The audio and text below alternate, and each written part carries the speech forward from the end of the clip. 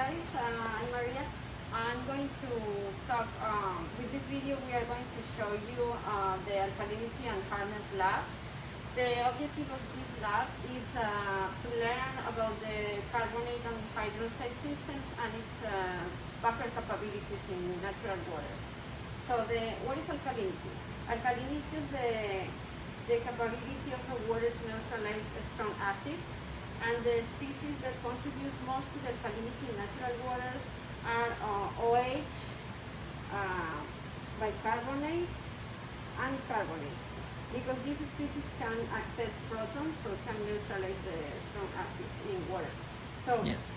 and when we have carbonate in the water, well, the sources of alkalinity or carbonate in the waters are, for example, the equilibrium with atmospheric CO2.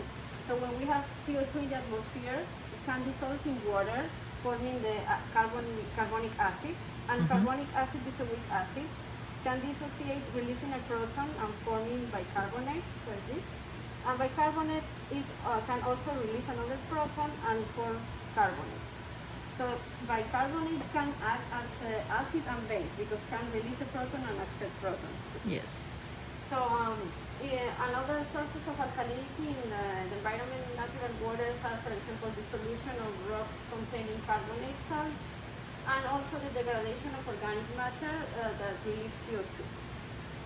So if we assume that these are the species that contribute the most to alkalinity, we can calculate the total alkalinity in water as the sum of these species, the hydroxide, carbonate, bicarbonate, and this is minus protons. So we can make some assumptions in this formula. For example, that the protons, this species is not very, doesn't contribute much when alkalinity is present in water, and we can assume that also that these the OH and the bicarbonate doesn't exist simultaneously in water. So Yes. with these assumptions, we can obtain this formula. This is the equation that we are going to use in this lab to calculate the alkalinity. So the A is the total volume of acid that we are going to use. The N is the normality of this acid that we are going to use. This number is a factor, the conversion factor to change units, because the alkalinity, we are going to express the alkalinity as milligrams of calcium carbonate per liter. And this is the milliliters of sample that we have. So with this equation, we can calculate total alkalinity. And how are we going to determine the alkalinity in this lab? We are going to do a titration with a strong acid. So we will have two different samples. One of the samples is tap water, and the other sample is a synthetic water that we are going to make. And with these samples, we are going to add a strong acid, can be, for example, HCl or nitric acid. Yes. And we are going to use indicators. So the indicator is a substance that can change color with chemical changes. Yes. So we are going to use phenolphthalein. The phenolphthalein is a weak acid that can dissociate and release a proton. So when it's in acidic form, it's colorless. But in this form, the ionic form is pink color. Yes. So we are going to add this form of the indicator in water. So we will have pink, solution color pink. And then we are going to add acid. And this acid is going to neutralize the alkalinity is going to neutralize the acid. So during the titration using phenolphthalein, the hydroxide alkalinity neutralizes the acid first, and then the carbonate alkalinity neutralizes the acid.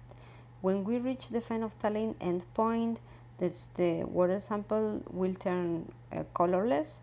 We can have some of the carbonate alkalinity left, because this alkalinity is not necessarily consumed completely.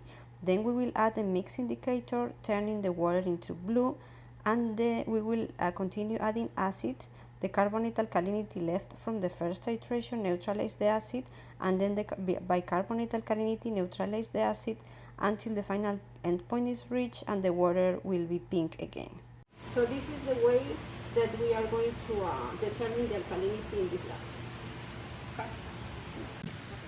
So now I'm going to talk a little about the theory of hardness. So hardness in water is related to the concentration of polyvalent ions mostly it's magnesium and calcium. So the source of these ions in water can be, for example, the dissolution of rocks containing carbonates, calcium carbonate or magnesium carbonate in water with presence of CO2 with this equilibrium reaction. So the ion is released and the bicarbonate is formed. So the hardness in water can be good and bad, depending. And if we have water with, we have a lot of calcium, for example, in water, this equilibrium goes to the left and it precipitates as calcium carbonate. This can form scales in pipes, for example, or clogged pipes. So sometimes this is not very convenient in some industries, for example, that can spoil some boilers or some equipment in industries, and can be bad in pipes too. And but if we have a very soft water, so the amount of these ions is very low, the equation, the equilibrium turns to the right, and we will have a release of bicarbonate, so the pH of the water will decrease. And for example, in water drinking systems, if we have acidic environment, the metal from the pipes can be dissolved in water, and we will have heavy metal in the drinking water, so we don't want to have this. So we need to have water not very hard but not very soft.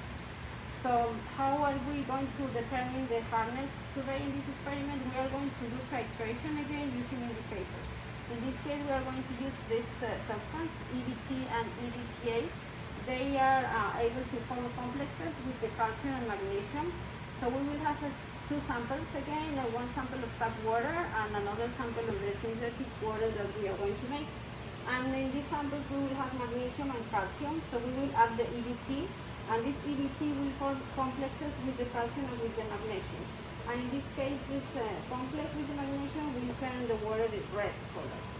And then we will titrate with the EDTA. This substance can also form complexes with calcium and magnesium and more stable complexes. So first, when we add the EDTA will form complexes with the calcium first, and when all the calcium is complexed, then the magnesium, this complex will break, and the magnesium will form complex with the EDTA. So then the EDT will be released, and we will turn the water to blue-violet color. So this is the way, and with the concentration and volume of our samples, this is the hardness, and this is the volume of samples, and we will know the concentration of the EDTA and the volume of EDTA that we are adding. We will know the volume of our sample, and we can calculate the hardness. So this is the way that we are working today. Yes. Okay. So we are going to do the experimental procedure now. So now we have here 25 mils of the sample A, that is the synthetic water that we made, and 25 mils of DI water in this mixing. And we have to check the pH of the sample, so we know. Okay. Also, it's 8.5. So you have in your protocol, you have these tables. So you have to use these tables to write the initial, the pH, the burette. This is a burette. This is, we have the strong acid here that we are going to use for the titration. So you have to write the burette reading. So because you are adding the acid, so the reading is going down, and then you have you can calculate the volume that you are adding. So you have to check this, and then you have to write, when we have the change of color of the indicator, you have to write here what is the volume of acid that you are adding in that moment. So okay, so we have the pH now, and we have our acid here. We need to add 10 drops of the indicator, in this case it's phenolphthalein.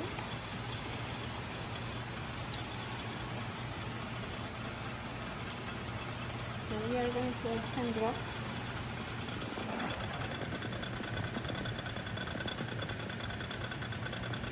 Okay, 10 drops. And you see this water is pink now, is what we expected. And now we are going to add the acid, and we are going to check when the color turns transparent again, colorless. So we are going to add little by little, and we are going to write the volume of acid that we are adding, and how the pH is changing too. And we have another video in this module with more details about the color change that you can check if you want to see in detail how the color is changing. Okay, so now we have the water is colorless because we have reached the phenolphthalein endpoint. So as we saw before in the blackboard, the phenolphthalein has the acid form now, so it's colorless. So now we are going to add 10 drops of the mix indicator. Yes. There is this one. Yes.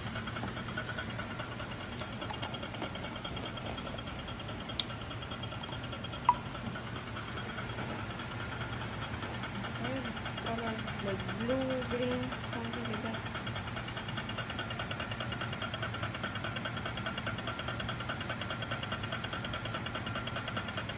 Okay, a little more I think because we want to have a strong color so we can see the color change better. So now we are going to check Add the acid. The pH. pH again. Okay, well, we can say that we added this is the color, okay. Yeah, this is the end color. And color, yeah. But we need to find the volume when the colors start to change, right? Yeah, but yeah. Okay, so now we have added more acid, and we have reached the end point. So now we see that the color is pinkish, more or less. So we have to read the volume that we have added and write it here. So it's the volume of acid added to reach the final endpoint.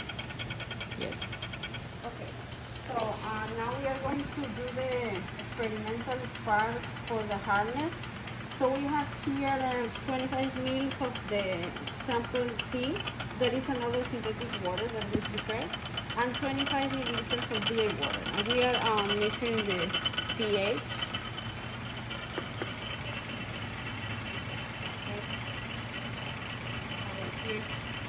And then we have to add 5 mils of total hardness butter that we have here.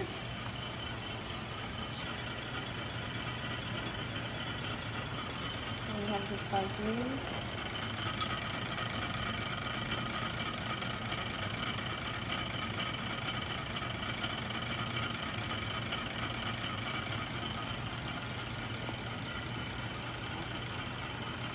So this is the butter. And then we are going to add 6 drops of the EDT indicator, that is this one.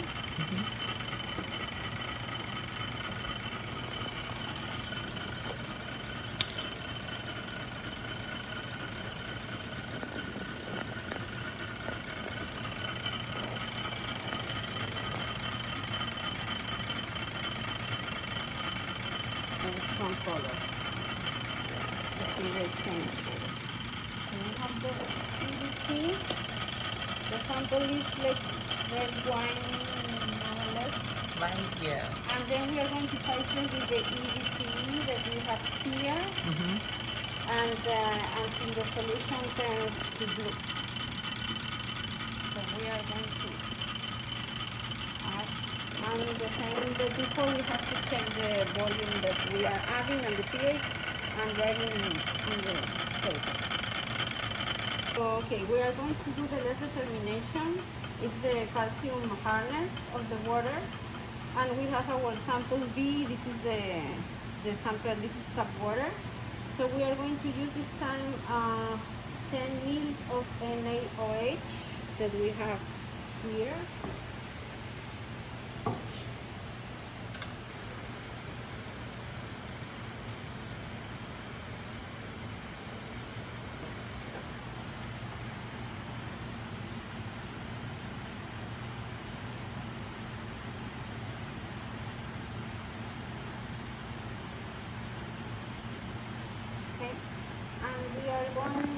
instead of the hardness buffer that we used before. And we are going to use now 10 drops of Murexide indicator instead of the ABT indicator. Yes. Murexide is this one.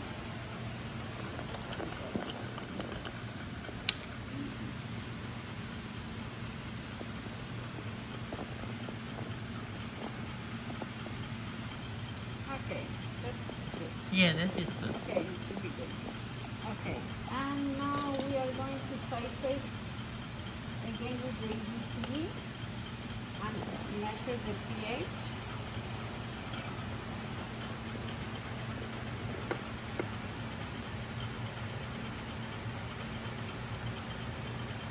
And we're going to titrate the EBTA until we have violet color.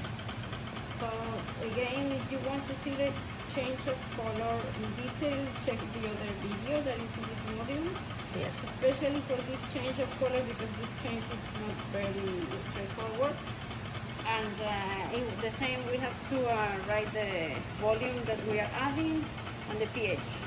And when we have the change of color, we can calculate our calcium hardness in this time. And that's all for the experimental part. Now when you have the data in the report, you need for the alkalinity part, you have to plot pH versus the amount of acid that we have added. It's like something like this graph. And also the buffer capacity expressed as a difference of pH divided by volume. In this case, the pH is going down, so when you do the difference of pH, you can have negative values. Yes. So you can, like in this case, for example, the plot is with the negative values, but you can also use absolute values. It doesn't matter in this case. You can use absolute or negative as you want. Okay. As you like. And then you have to make a table with the alkalinity, the different alkalinities that we have, hydroxide, carbonate, and bicarbonate. And to make this table, you can use this interpretation of results table. So related depends on the relationship between the phenolphthalein alkalinity and the total alkalinity. You can know how much of the hydroxide, carbonate, or bicarbonate alkalinity that you have. And for the hardness, you have to calculate the calcium hardness and magnesium hardness and prepare a table with that. And then you have to discuss the difference between the alkalinity and hardness and compare the pH changes and discuss the results that you have. And we will provide you data from past semesters, so you can do the data analysis and answer the questions that we are asking. And that's it. Thank you very much. Okay.